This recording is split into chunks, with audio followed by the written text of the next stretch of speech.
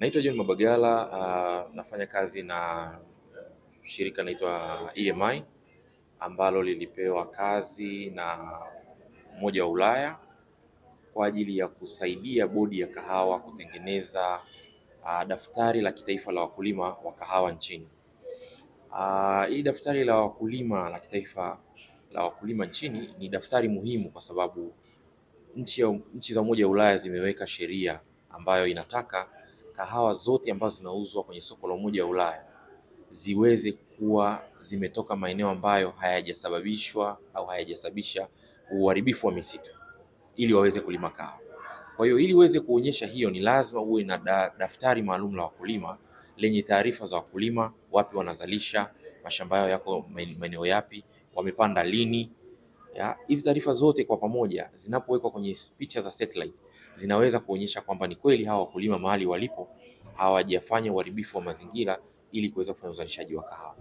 Kwa hiyo kupitia ufadhili wa Umoja wa Ulaya, bodi ya kahawa tumeweza kufanya nao kazi. Tumeweza kuwa na usajili wa wakulima karibu 150,000 nchini, mikoa miwili ya Kagera na Songwe kwa kuanzia, ambapo tumefikia mashamba 200,000 mpaka sasa. Na mpango ni kuendelea na hii kampeni kukamilisha nchi nzima ili zoezi la usajili wa wakulima na usajili wa mashamba ya wakulima wa kahawa ili kuweza kuendelea kulishika lile soko la Umoja wa Ulaya. Hitaji hili limekuja kwa sababu ya sheria mpya ya Umoja wa Ulaya inaitwa EUDR ambayo inataka mtu yeyote ambaye anauza kahawa au mazao yako mazao kama 7 ambayo ameweka kwenye sheria ile, lakini tukizungumzia kahawa ni kwamba lazima uwe umezalisha kahawa bila kuathiri au kuharibu mazingira kwa maana ya ukataji miti. Kwa hiyo kwa sababu hiyo ikatulazimu tuwe na daftari la kitaifa la wakulima ambao inaonyesha wako wapi, wanafanya uzalishaji kwenye maeneo gani, kwa maana lazima sasa tuchukue coordinates ambazo zikiwa kwenye satellite unaweza ukayaona yale mashamba yalipo.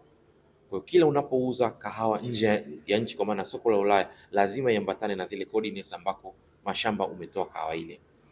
Kwa hiyo kutokana na zoezi hilo sasa tayari tumeanza kama nilivyosema hii campaign, na mpaka sasa tumeshasajili mashamba karibu 200,000 na mpango ni kumaliza mikoa mingine ambayo bado haijaingizwa kwenye daftari hili la kitaifa la wakulima wa kahawa. Kwa hiyo wakulima wasidhani kwamba ni swala la kodi mpya, hapana. Ni swala la kuwezesha upatikanaji wa masoko, wakati huo kuwezesha mipango sahihi ya kiserikali kuweza kupangwa kwa ajili ya kuwasaidia wakulima wetu kuongeza uzalishaji kwa ujumla.